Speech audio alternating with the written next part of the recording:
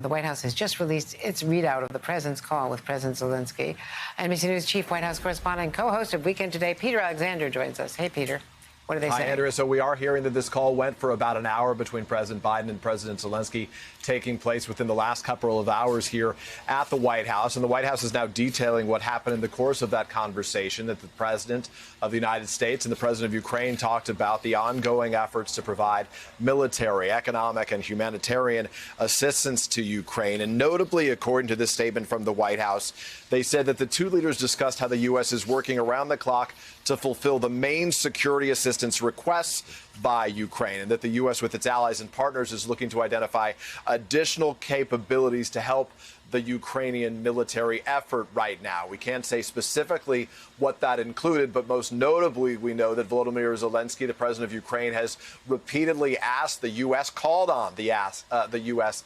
and its allies to help enforce a no-fly zone. And while the U.S. had said that would, in effect, spark a World War III, that no American troops would be involved, they don't want to engage with Russian planes and pilots, it could come in the form of the provision of some longer-range missile capabilities.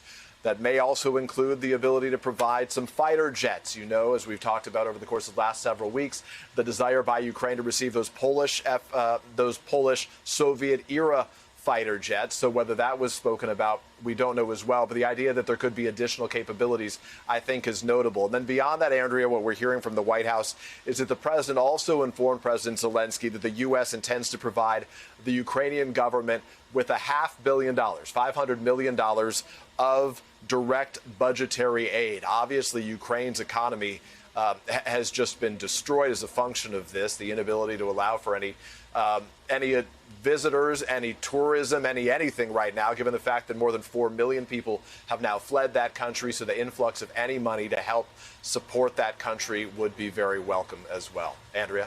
And I assume that's in addition to the $800,000 that was approved by Congress 2 weeks ago.